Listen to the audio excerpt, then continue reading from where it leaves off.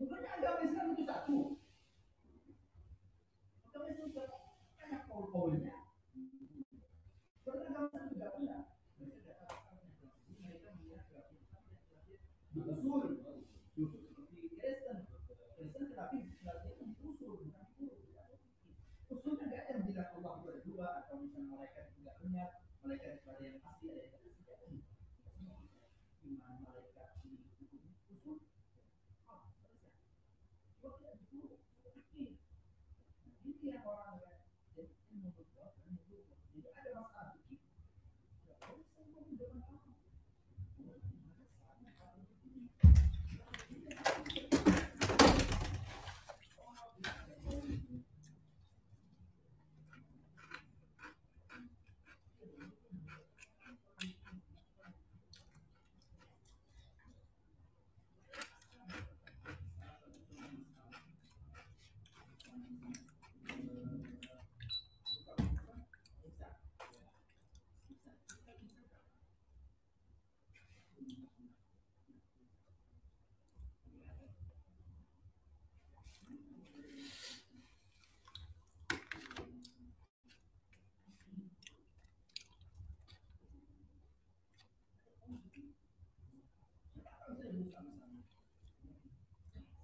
Gimana?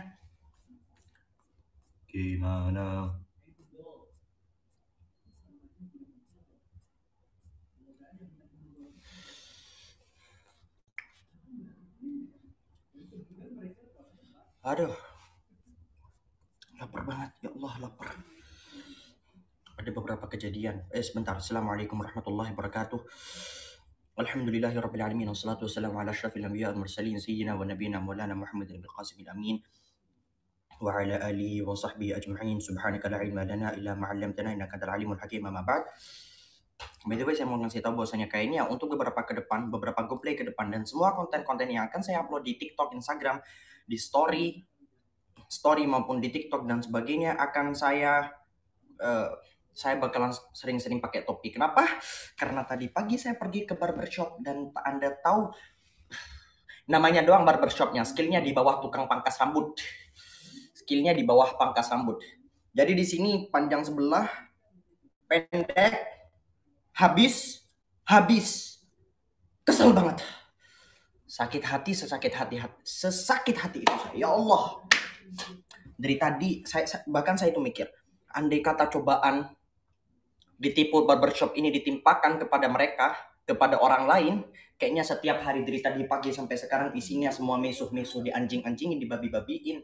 Cuman kalau saya, alhamdulillah, saya dari tadi berusaha nahan. Bahkan dari tadi saya berdoa, pengen rasanya doain buruk ke tukang barbershopnya, tapi saya berdoa, ya Allah, semoga tangan barbershop itu hanya berakhir di saya, ya Allah, jangan sampai untuk orang selanjutnya barbershop itu akan menyesatkan rambut-rambut mereka.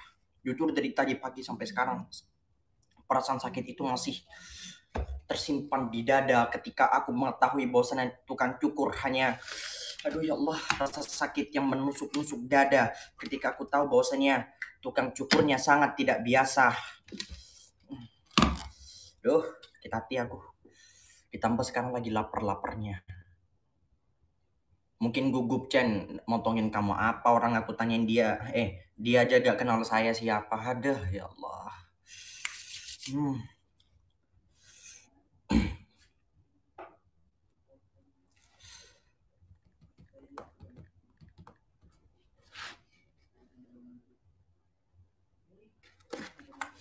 Ya Allah.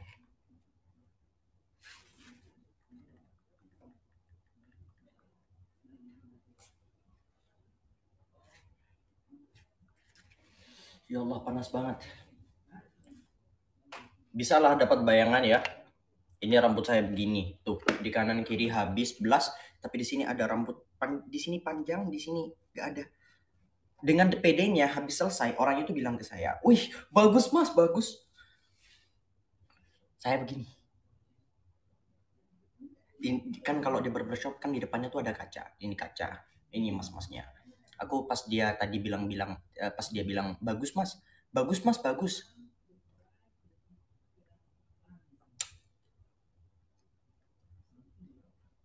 Bagus ya, pengen aku bilang gitu.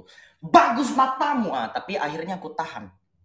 Aku bilang, iya mas, iya.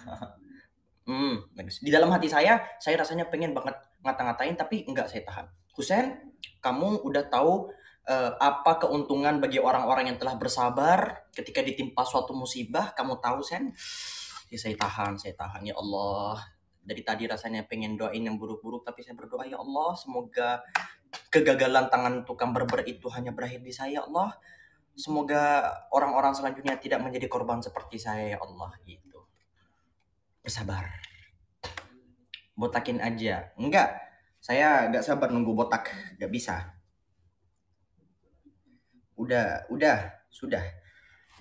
Sudah kita cukupkan dulu untuk PD aja. Nah, masalahnya kalau PD, Anda jangan Anda jadi saya gak akan PD Anda itu. Jangan sok-sokan Anda. Emang nggak request? Request lah.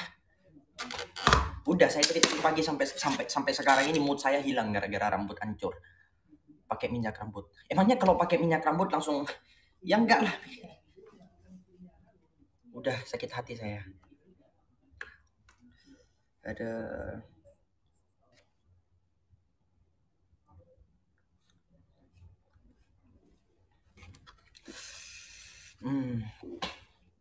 tukang pangkas rambutnya mengira ini semua luar biasa, padahal ku berikan aba-aba.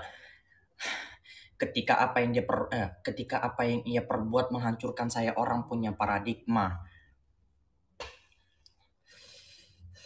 Gak tahu, hilang semua. Hilang. Berapa harga mau saya bilang berapa harganya? 115.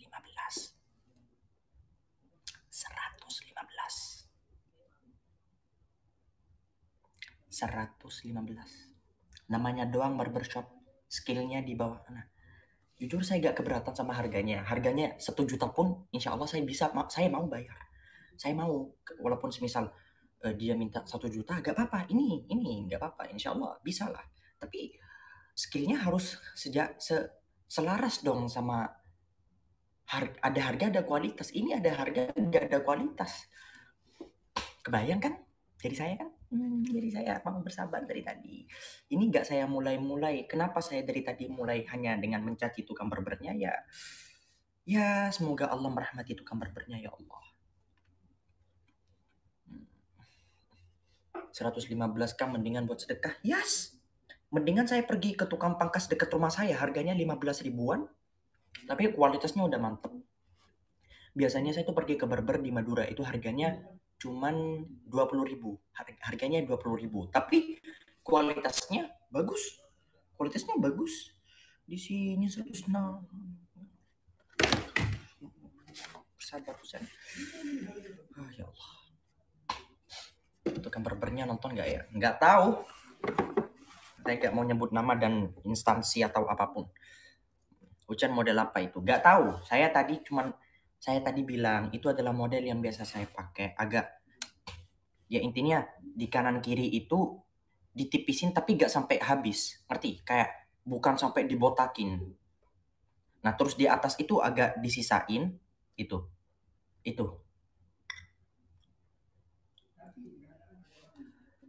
Tahu ah. Orang Madura. Buka enggak? Aku nggak mau buka. Ntar di screenshot. Kalian masukin, nggak mau. Ini mungkin selama 2 minggu, 3 minggu, topi ini akan senantiasa menemani saya. Tunggu dulu, saya mau ngembalin mood saya buat mulai. Bentar. Kalau nggak ada moodnya.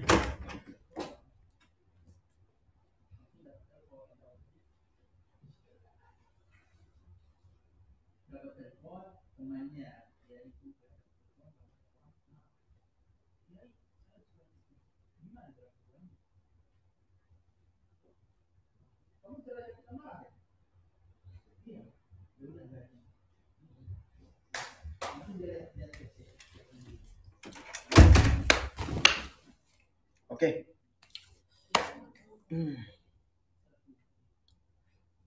Bismillah. Rambut baru ya, rambut baru. Kamu bilang rambut baru buat congratulation kan? Tapi ini rambut baru bukan buat congratulation. Oke, bismillahirrahmanirrahim. Kali ini kita akan berbicara mengenai salah satu daripada istri sang baginda Rasulullah sallallahu rabbi wasallam yang bernama Sayyidatuna Aisyah radhiyallahu anha. Beliau merupakan putri daripada sang baginda Rasulullah, putri daripada sahabat Nabi yang mulia, yaitu Abu Bakar As-Siddiq radhiyallahu taala anhuma. Sayyidatuna Aisyah radhiyallahu anha dilahirkan pada tahun keempat setelah kenabian Rasulullah.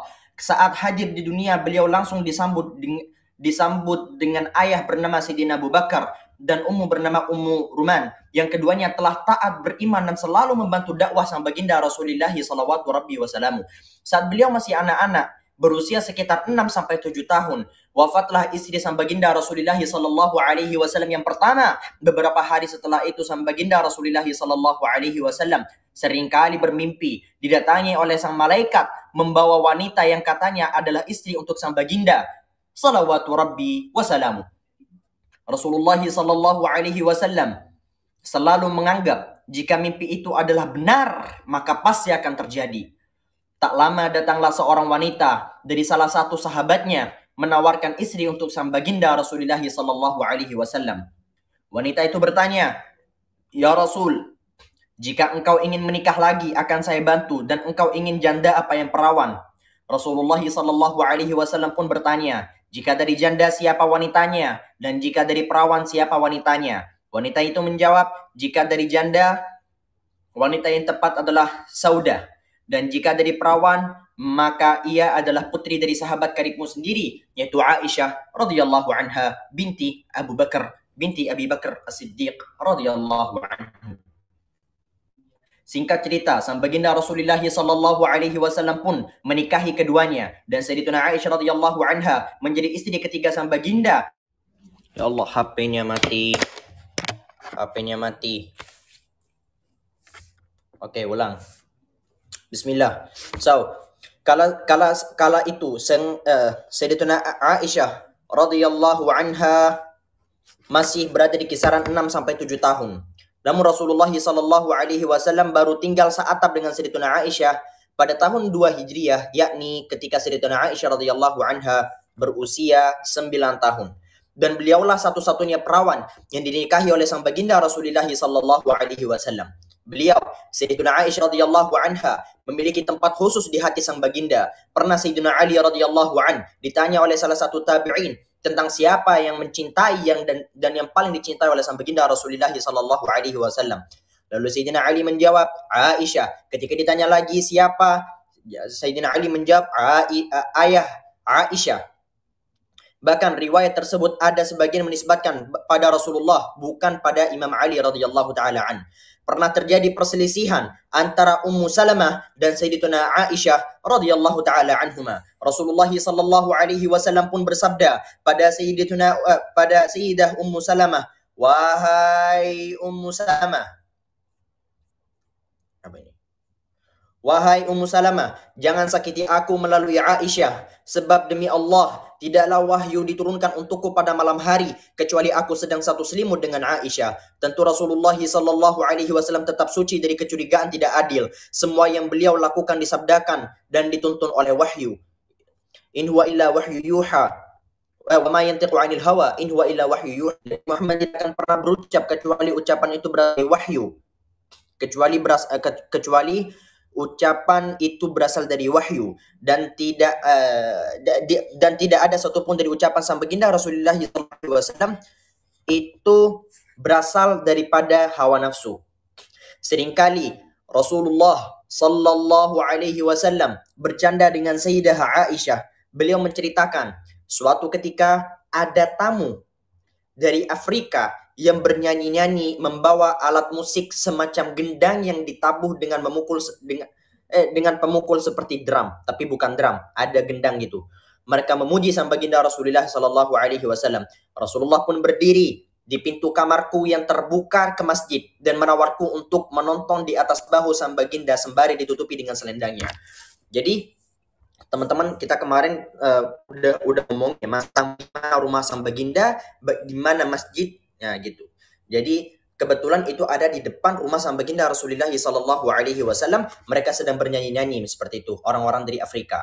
Tidak sekali sejarah mencatat momen-momen kemesraan antara sang baginda dengan Sayyidatuna Aisyah. Kadang keduanya mandi besar dalam satu bak air. Bahkan saat hendak salat malam, Rasulullah Shallallahu Alaihi Wasallam pun berkata pada Sayyidatuna Aisyah, "Wahai istriku, apakah engkau izinkan aku kali ini bermunajat untuk Tuhanku?"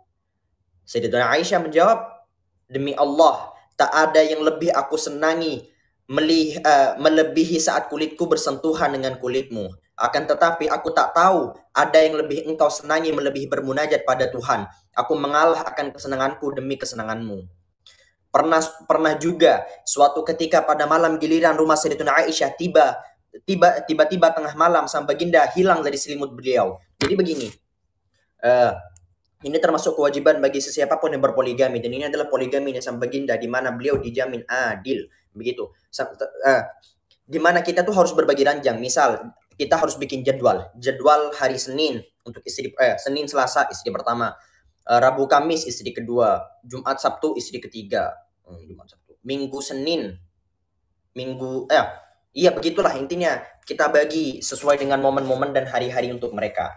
Harus adil seadil-adilnya. Jadi pada saat itu ketika tiba sang baginda Rasulullah Sallallahu Alaihi Wasallam itu bermalam dengan sang Sayyidatuna Aisyah radhiyallahu anha, tiba-tiba Rasulullah itu hilang dari selimut beliau, tiba-tiba hilang dari ranjang.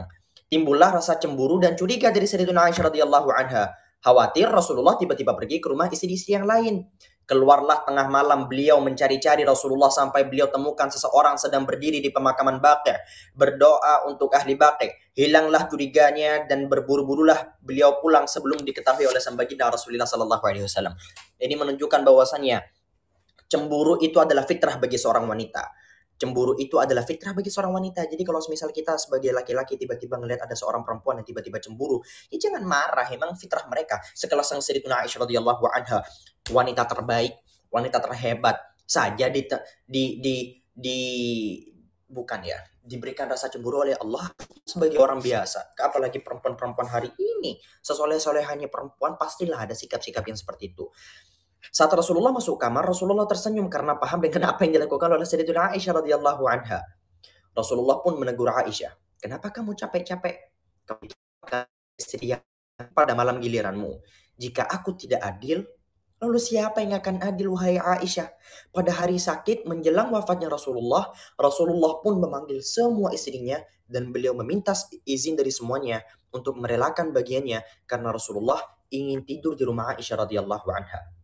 Secara urutan kemuliaan pun khilaf di antara para ulama. Ada yang bilang 1 Maryam, 2 Khadijah, 3 Fatimah, 4 Aisyah, yang kelima Asia. Ada juga yang bilang 1 Khadijah, 2 Maryam, dan seterusnya. Intinya ada perbedaan di antara para ulama. Lebih daripada itu, seperti halnya Sayyidatuna Khadijah, Sayyidatuna Aisyah radhiyallahu anha juga pernah mendapatkan pesan dari malaikat Jibril alaihi salam. Pesan salam dari malaikat Jibril. Keistimewaan Sayyidatuna Aisyah radhiyallahu anha sangatlah banyak. Antara lain, beliau adalah wanita tercerdas pada masanya, hafal dengan ilmu nasab orang Arab. Jadi pada saat itu, ilmu yang sangat diutamakan oleh orang-orang Arab adalah ilmu nasab. Tahu ini keturunan siapa. Anggap aja sejarah lah. Sejarah keluarga ini keturunan dari siapa. Nah, Sayyidatuna Aisyah radhiyallahu anha pada saat itu hafal ilmu nasab, rajin ibadah, dikenal zuhud, tak pernah ada makanan menginap di rumahnya kecuali hari-harinya dibagi-bagikan. Satu-satunya wanita yang menguasai 3 ilmu yang tidak semua laki pun mampu menguasai ilmu fiqh, mampu menguasai ilmu sastra, dan mampu menguasai ilmu pengobatan. Daya hafalnya terhadap hadis hanya dikalahkan oleh 2 orang, yaitu Ibnu Abbas radhiyallahu taala anhuma dan Abu Hurairah radhiyallahu taala an. Jumlah hadis yang telah diriwayatkan oleh Sayyidatuna Aisyah radhiyallahu anha telah mencapai 2210 hadis. Ulama menyatakan, andai kata Sayyidatuna Aisyah tidak pernah dilahirkan, maka 1/4 hukum agama akan turut hilang. Bahkan dinyatakan pula bahwa dalam urusan fiqh yang berkaitan tentang suami istri, tidak jarang pembesar para sahabat berdatangan kepada Sayyidatuna Aisyah seperti Sayyidina Umar, Sayyidina Uthman, Sayyidina Ali, Sayyidina Ibnu Umar, Sayyidina Ibnu Mas'ud, Sayyidina Ibnu Abbas, Abu Hurairah, dan berbagai macam sahabat-sahabat yang lainnya itu mendatangi beliau. Sebab yang paling tahu tentang Rasulullah berkenaan dengan urusan rumah tangga adalah Sayyidatuna Aisyah radhiyallahu anha. Setelah wafatnya Abu Bakar, Aisyah radhiyallahu anha mempersilahkan ayahnya dikubur di samping sang baginda Rasulullah sallallahu alaihi wasallam, dan beliau pun siapkan satu tempat untuk dirinya sendiri. Dia berharap bisa berdampingan makamnya bersama suami dan ayahnya. Namun setelah wafatnya Umar, datanglah Ibnu Umar menyampaikan wasiat Sayyidina Umar untuk meminta izin dikuburkan di kamar Sayyidina Aisyah radhiyallahu anha. Lalu Sayyidah Aisyah pun merelakan tempatnya untuk khalifah kedua itu dan berpesan agar jika wafat beliau dikubur di Baqi bersama istri sang baginda yang lain. Sebelum wafatnya Sayyidina Umar radhiyallahu taala an, Sayyidatuna Aisyah di kamarnya merasa biasa, bahkan tak selalu tertutup. Namun setelah ada makam Sayyidina Umar, di dalam kamarnya beliau berperilaku di kamarnya layaknya di luar, dengan aurat yang selalu rapat tertutup hanya karena di kamarnya ada kuburan orang yang bukan mahramnya. Kita bahas nanti ini lebih panjangnya. Saat menjelang wafatnya, datanglah Ibnu Abbas meminta izin untuk menjenguk, didampingi oleh ponakan Sayyidatuna Aisyah radhiyallahu anha sendiri, yaitu Abdullah bin Abdurrahman bin Abu Bakar radhiyallahu taala anhum ajma'in.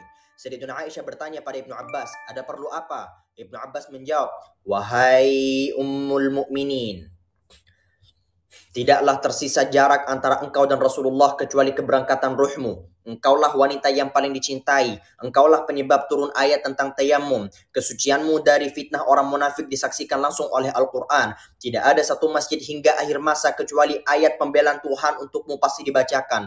Sayyidatuna Aisyah radhiyallahu anha menjawab, pergilah kamu wahai Ibnu Abbas. Demi Allah, aku sangat ingin dilupakan dan terlupakan. Beliau pun wafat pada hari Selasa tanggal 17 Ramadan tahun 57 Hijriah. Berpesan agar supaya dimakamkan di malam hari, dan salat jenazah untuk beliau dihadiri oleh keluarga dan pembesar sahabat dilaksanakan setelah salat witir, dan wafat beliau ketika berusia 67 tahun. Rahmat Allah, salam Allah dan keberkahan dari Allah semoga senantiasa tercurahkan untuknya. Kali ini untuk menutupinya kita bakalan bahas Q&A.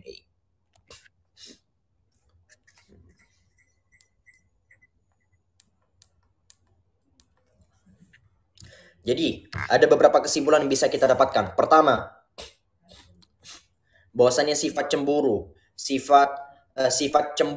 itu adalah hal yang sangat wajar bagi seorang wanita. Ketika seorang wanita merasa tidak adil, ketika seorang wanita tiba-tiba minta ngelakuin suatu masalah kepada seorang suami, itu sebenarnya adalah hal yang sangat wajar, adalah hal yang sangat wajar.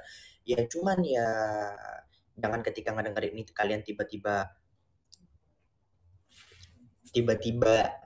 apa ya, begitulah istilahnya.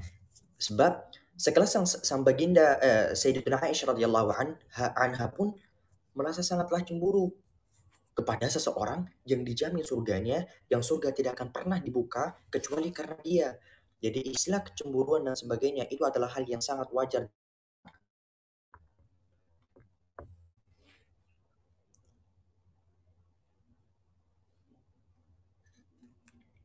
Wah ini. Oke, nice.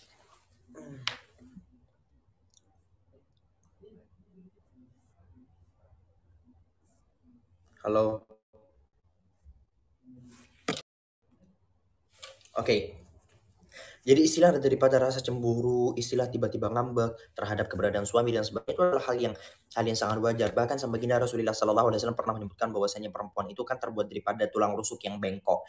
Jadi kalau dipaksakan lurus itu bakalan patah. Makanya perempuan itu kok ujung fitrahnya tetap bengkok gitu. Nah, lebih daripada itu, Sayyidatuna Aisyah radhiyallahu anha itu tadi dikatakan pertama ketika kamar beliau, ya kan Rasulullah sallallahu alaihi wasallam itu kan dimakamkan di kamar beliau. Sayyidatuna Aisyah radhiyallahu anha biasa masuk ke kamar beliau, membuka hijab dan sebagainya. Lalu ketika wafatnya Abu Bakar radhiyallahu an, beliau masih masuk biasa sebab Rasulullah sallallahu alaihi wasallam itu adalah suami beliau. Radhiyallahu anhu ayah beliau yang masih menjadi mahram bagi beliau. Lalu ketika Sayyidina Umar radhiyallahu an wafat lalu di makam anha, Sayyidatuna Aisyah tidak pernah memasuki kamarnya kecuali menggunakan hijab, menutup layaknya Sayyidatuna Aisyah radhiyallahu anha ketika ada di luar. Kebayang, Sayyidatuna Aisyah radhiyallahu anha malu kepada sosok mayat, malu kepada seorang mayat Umar radhiyallahu an. Udah mayat, udah ada di kuburan, udah gak bisa ngelihat bagaimana keadaan Sayyidatuna Aisyah radhiyallahu anha.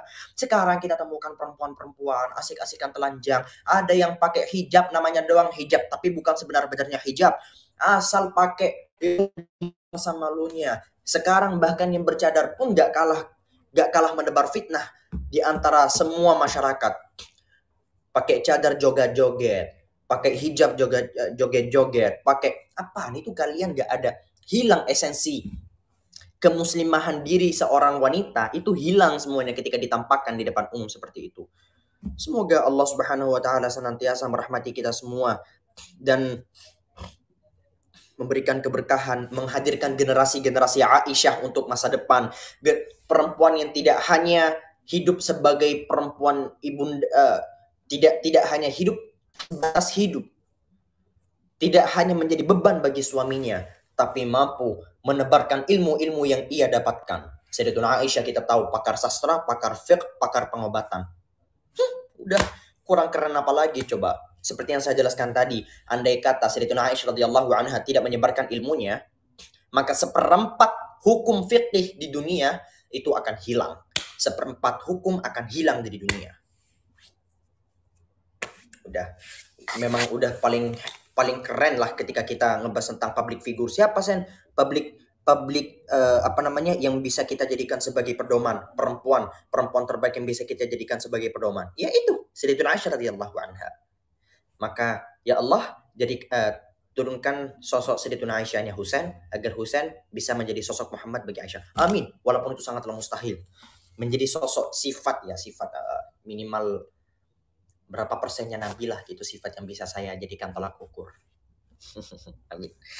Sudah, kita selesaikan sampai di sini. Subhanakallahumma bihamdika asyhadu an la ilaha illa anta astaghfiruka wa atubu ilaik. Wassallallahu wasallam ala sayyidina Muhammad wa ala alihi washabihi ajma'in. Assalamualaikum warahmatullahi wabarakatuh. Insyaallah besok semuanya akan berjalan lancar gak kayak tadi. Oke? Sebab sekarang saya lapar, mood ancur-ancuran, awat-awatan gara-gara rambut, dan begitulah. Oke, thank you.